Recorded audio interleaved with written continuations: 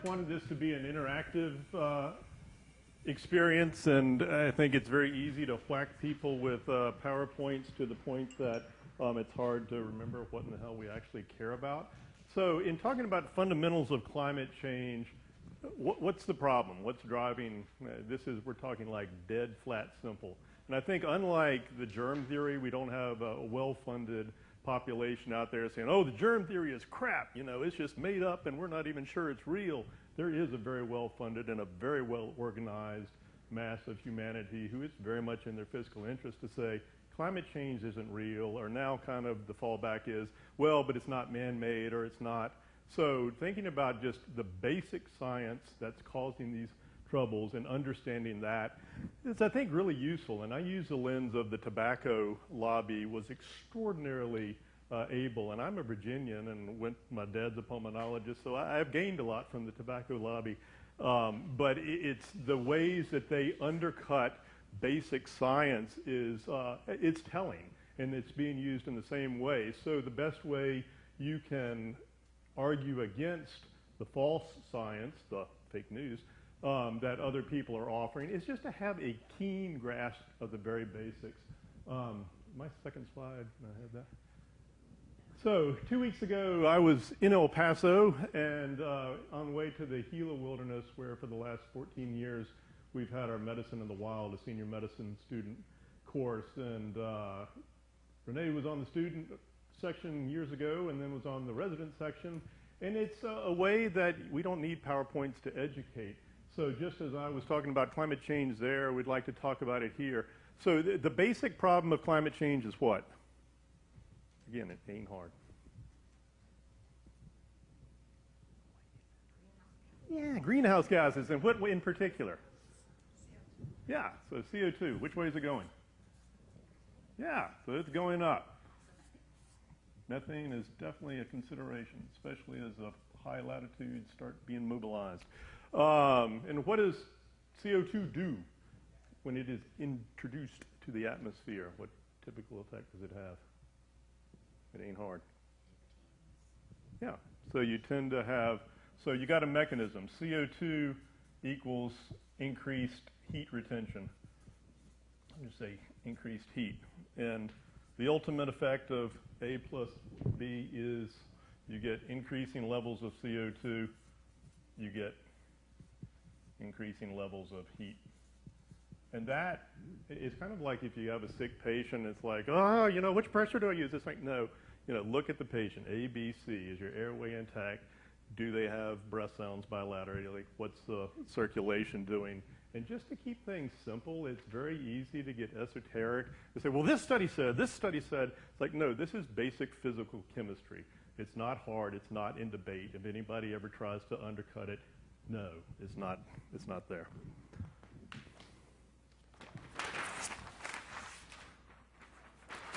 So, how do we know the levels of CO2 are changing?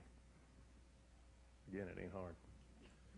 Yeah, you measured it. And who measured it in particular? One famous guy at Scripps was on Mauna Kea, was in Antarctica before that. And since 1958. A free beer tonight to whomever can.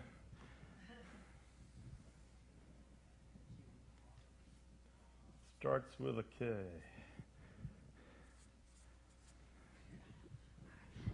Yeah, I know. So Keeling, Charles David Keeling. And if you look at the curve, it's kind of a little rough, but if you have roughly 400 parts per million down here and roughly 300 parts per million down here, and you start about 140 years ago, and you have the present here, you get a curve like this. And it's just a generally steadily rising curve that is, since 1958, it's been demonstrably measured. And looking back through ice cores and other means, we can take it back about 800,000 years that we have a very clear grasp of what the CO2 level is doing. I think it's just kind of cool. So in his early studies, and I think that's kind of what true brilliance is not somebody who can like take something, whoa, that's crazy, I never thought about that. Who can recognize in the absolutely quotidian, the routine, that, wait, this is important. And before this, everybody's like, well, CO2, yeah, of course, plants and respiration, and yeah, there's CO2. but just the insight to say, no, we need to measure it and to look at carbon flux. So we do a fair bit of work with the Woods Hole Research Center looking at different carbon fluxes in different atmospheres, different land masses. And so it's pretty cool. So if you were to look at this, it's a lot more squiggly aligned than that.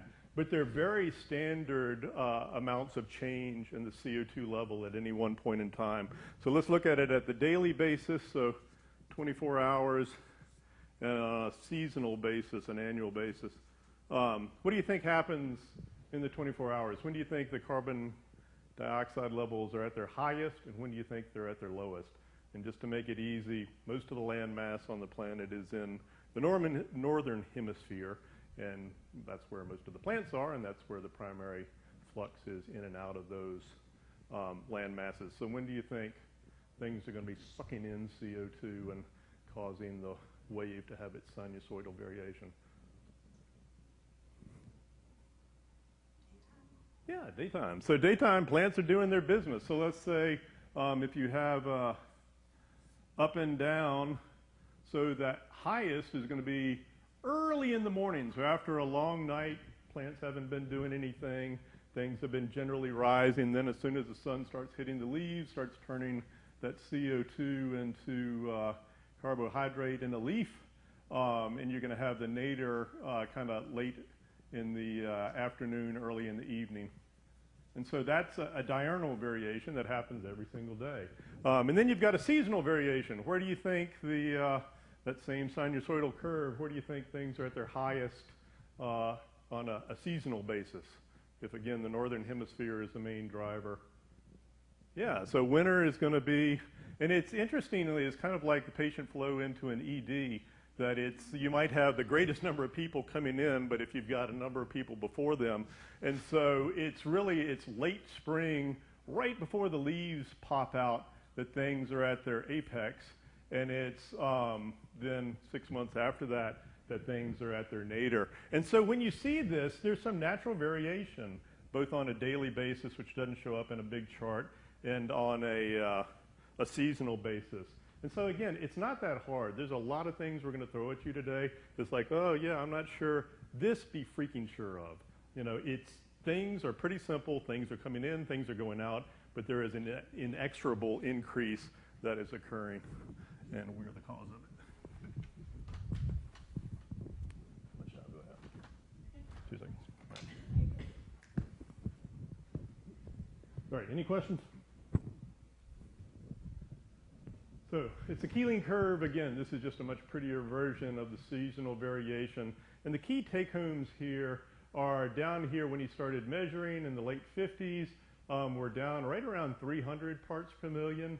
And here, this is up to 17.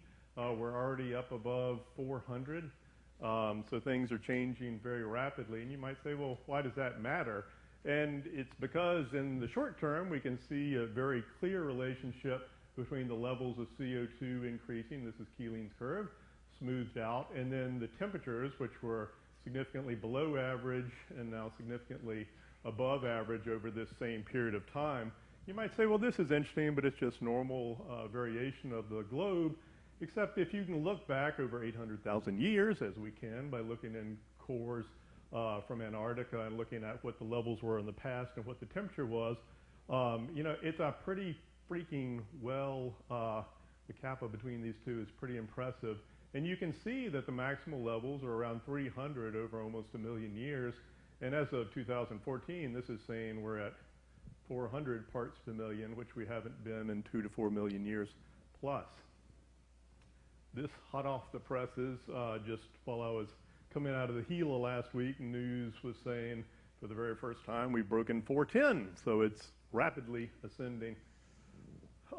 Again, for me, I think this is much less, the science for me is fascinating. And again, our friends at Woods Hole, they're doing, and other people are doing some fascinating work. Renee and Jeremy are doing absolutely critical tying together of changes in the local and larger environment with health. I think that's critically important. But at some point, I think if we can't enact change on a policy level, it's pretty key. Again, being from Virginia, Thomas Jefferson figures pretty large in everything you do. And I think the corollary of the means of production of the time he was extant in the 18th century and our own are not terribly distant. So he had a means of production that served him pretty well, gave him a big house, made him the president, gave him time to be intellectually active. And it wasn't that he was unaware. So as he says in a number of letters, he talks about the wolf by the ears. It wasn't that he didn't recognize that there was a real problem. It's just like, how the hell do we get beyond this? But I think his courage was he recognized things can be better, things can be different. And I think that's oftentimes how we get into trouble, is we just say, well, you know, I need to fly to Indianapolis. How the hell else am I going to get there? And so, but being willing to take that courage of just saying, you know, this is not right, and we need to change. And it may take some time, but we need to change. It's what needs to happen. And ultimately, for me, it boils down to really the moral and ethical opportunity. I think people oftentimes in our community can be ungodly dour and depressing. And there's a lot to be depressed about, but there are also some really cool things that we can make better by addressing our reliance on fossil fuels. So I look at it as both a real opportunity that's fun, that's challenging, that, you know, why would you not want to be involved in this? And then two, it's what we do is kind of what our kids are going to look back and our grandkids. And I love the story because it's happening to me too. And I have a hard time believing our grandkids aren't going to look back with the same degree of disdain that we look at Jefferson. It's like, oh yeah, well, you wrote the Declaration of Independence, you're a slaveholder. There's a little bit of a problem there morally. And they're not going to do the same to us, saying, you knew what you knew then, and what did you do? Oh, yeah, nothing. It kind of calls us into question. And as far as big problems being reducible, so this is from the top of Kilimanjaro looking down into the summit. That little black dot right there is that little black dot right there. This used to fill the whole crater by some estimations in the next 10 years.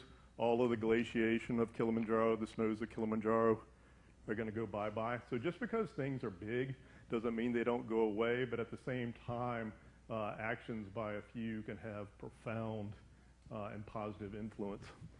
Thank you.